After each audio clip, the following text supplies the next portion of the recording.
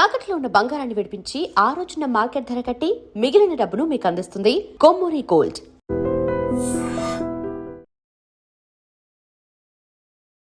నమస్కారం. ఐడ్రీమ్ ప్రేక్షకులకు స్వాగతం, సుస్వాగతం.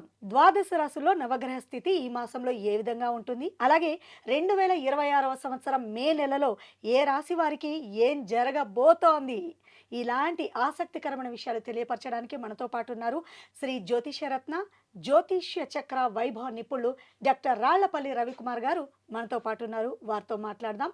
నమస్కారం గురువు గారు. నమస్కారం అమ్మా. గురువు గారు, ద్వాదశ రాశుల్లో ఈ మాసంలో తీసుకున్నట్లయితే నవగ్రహ స్థితి ఏ విధంగా ఉంటుంది? తప్పకుండా అమ్మా. శరదిందు సమాకారే పరబ్రహ్మ స్వరూపిణి వాసరాపీఠ నిలయే సరస్వతి నమస్తుతే. ఐడ్రీమ్ ప్రేక్షకులకు నమస్కారం.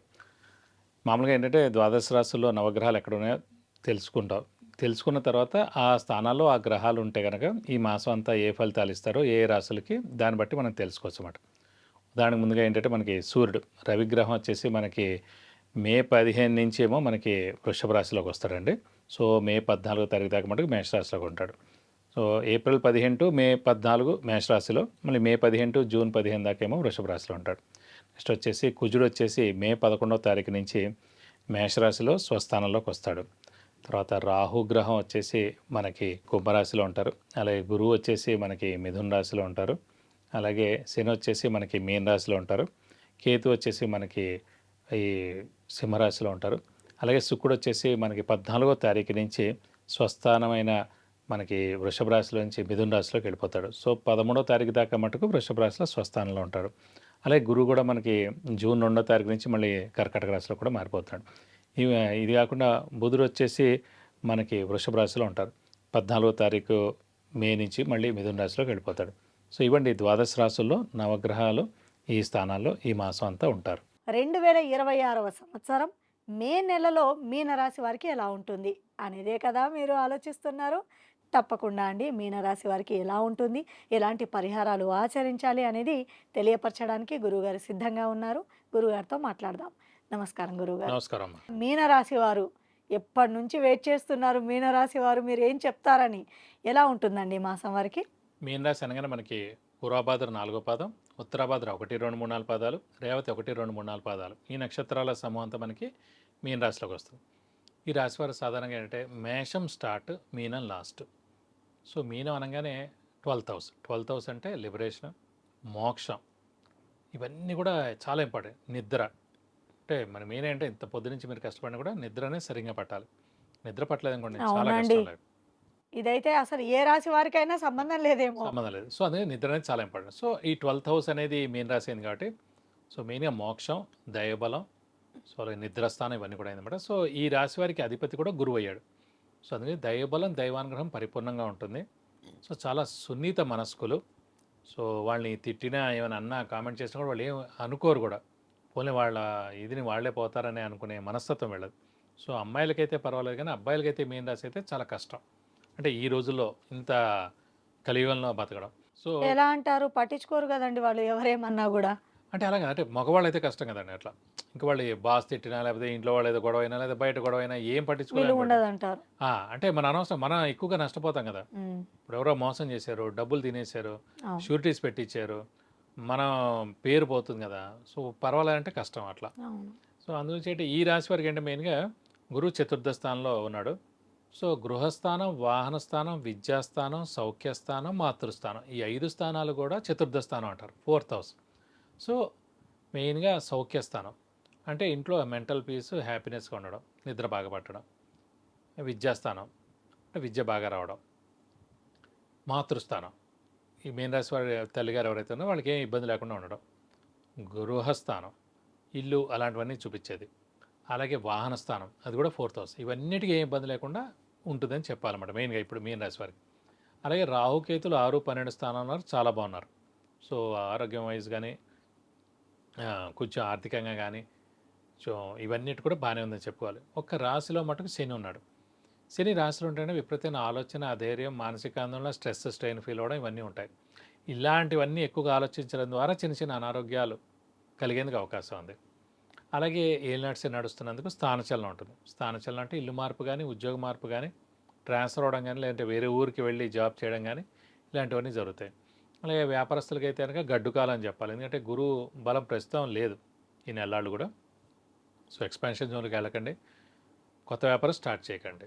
మీరు ఇంతకుముందు అన్నారు చతుర్థ స్థానంలో ఉంది అని.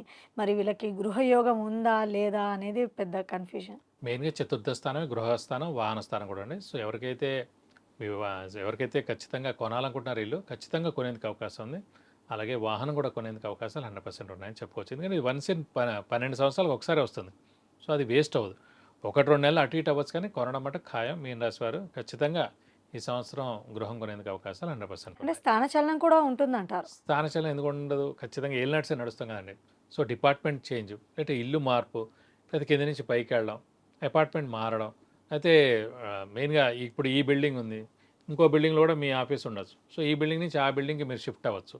సో సేమ్ ప్లేస్లో ఉండకపోవచ్చు. ప్రస్తుతానికైతే మార్పు కంపల్సరీ. ఇంకోటి అంటే గ్రహాలతో పాటు మనం కూడా సంచరిస్తే మంచిది. అంతేగాని దాన్ని మనం ఆపుకుని ఇంట్లో మా వాళ్ళు ఇక్కడ ఉన్నారు, నేను ట్రాన్స్ఫర్ అవుతే బాగుండదు, నాకు దూరం అయిపోద్ది, ఇవన్నీ మనం పెట్టుకుంటే రేపొద్దున కష్టకాలంలో వేరే ప్లేస్కి ట్రాన్స్ఫర్ అవ్వాల్సి వస్తుంది. సో ఇప్పుడు అయిపోతే బెస్ట్. అది నా ఉద్దేశం. గురువుగారు ఏలినాటి శని అంటున్నారు, మరి ఇవన్నీ చెప్తున్నారు. పరిహారం ఏమైనా చేయాలా మీన రాశి వారు? తప్పకుండా మెయిన్ అంటే ఏలినాట్స్ నడుస్తున్నందుకు ప్రతి శనివారం ఉపవాసం ఉండడం, ఏలినాట్స్ వెళ్ళిపోయేదాకా. అలాగే వీలైతే ఒక శనివారం రోజు రక్తదానం చేయడం. రక్తదానాన్ని ఎందుకు ఎక్కువగా ప్రెస్ చేసి చెప్తున్నా అంటే, మనకి ఏలినాట్స్లో సాధారణంగా అనారోగ్యం చేయడం అనేది కామన్. ఎందుకంటే 1-2 రోజులు కాదు, అర్ధాష్టమ శని అష్టమ శని అనుకోండి 2.5 సంవత్సరాలే. సో ఫాస్ట్గా అయిపోద్ది. ఏలినాటి శని అనేది 7.5 years. ఆ టైంలో ఎప్పుడైనా అనారోగ్యం చేసేందుకు అవకాశాలు ఉన్నాయి. అనారోగ్యం చేసినప్పుడు ఫస్ట్ వాడు బ్లడ్ టెస్ట్ చేస్తారు, దాన్ని మళ్ళీ శాంపుల్స్ తీసుకుంటారు, మళ్ళీ అందులో ఏం ప్రాబ్లం చెప్తారు. తర్వాత ఏదైనా చిన్నదైతే కనుక హీల్ చేస్తారు, లేదంటే ఏదైనా ఆపరేషన్కి వెళ్ళాలంటే ఎన్ని జరిగే లోపల ఫస్ట్ మనమే ఒక శనివారం రోజు రక్తదానం చేస్తే మన రక్తం ఎవరెవరికి అంటే అటు ఏదో పెద్ద మేజర్ ఆపరేషన్ అవుతుంది దానికి, లేదా యాక్సిడెంట్ కేసు వచ్చింది, ఎమర్జెన్సీ కేసు వచ్చింది, దానికి మన బ్లడ్ ఎక్కిస్తారు. ఎక్కించగానే వాళ్ళకి మంచి జరుగుతుంది. జరగానే వాళ్ళ వైఫ్, తల్లిదండ్రులు, పిల్లలు కోరుకుంటారు, అమ్మయ్య మా వారికి చాలా బాగా జరిగింది, బయటపడ్డాడు దేవుడు అలా అని దేవుడి దండం పెట్టుకుంటాడు. సో ఈ బ్లడ్ ఆటోమేటిక్గా వీరికి మంచి జరుగుతుంది. ఈ బ్లడ్ ఇచ్చిన వాళ్ళకి మంచి జరుగుతుంది. సో వీళ్ళు మళ్ళీ మన రక్తం కళ్ళ చూడకుండా ఉండడం కోసం మనం రక్తం ఇస్తే చాలా మంచిది అనేది నా మెయిన్ ఇదండి. చాలా చక్కగా చెప్పారు గురువుగారు. నిజంగా రకరకాల అపోహలతో ఉన్న ఈ రాశి వారు మరి గురుగారు చెప్పినట్టు పరిహారం పాటిస్తే గనక మంచి జరుగుతుందనడంలో ఎలాంటి సందేహం లేదు. ధన్యవాదాలు గురువుగారు. నమస్కారం. సో తెలుసుకున్నారు కదండి, మరి వివాహం, ఉద్యోగం, విద్య, గృహప్రవేశం, వాహనము, విదేశీ ప్రయాణము, ఇలా రకరకాల ఇబ్బందులతో బాధపడుతున్న వారు ఏం చేయాలా అని ఆలోచించకుండా వెంటనే కింద స్క్రోల్ అవుతున్న నెంబర్స్కి వాట్సాప్ ద్వారా లేదంటే కాల్ చేసి మీరు అపాయింట్మెంట్ తీసుకొని వీటి నుంచి బయటపడే మార్గాన్ని సులువుగా మీరు గురువుగారిని అడిగి తెలుసుకోవచ్చు. నమస్కారం. And for more videos, Please subscribe to iDream channel. Subscribe to iDream Media. Please subscribe to iDream. Please subscribe to iDream. Please subscribe iDream. And please subscribe to iDream. For more videos, subscribe to iDream. please like, share and subscribe to the channel. Congratulations, iDream. Subscribe to iDream. Subscribe to iDream. So subscribe to iDream Media. iDream की iDream team अंदर की huge congratulations. Please subscribe iDream Media. Please subscribe to iDream. Subscribe iDream. Please subscribe to iDream. iDream అంటే నా కళల ఛానల్ను subscribe చేసుకున్న నోరు తిరుగుతలేదు, మీరైతే గంట గుర్తు కొట్టండి. For more such videos, please subscribe to iDream. Subscribe to iDream. Please subscribe to iDream. Please subscribe iDream Media. Please do subscribe to iDream. Please subscribe to iDream Media. For best entertainment and information, please subscribe iDream. And don't forget to subscribe to iDream.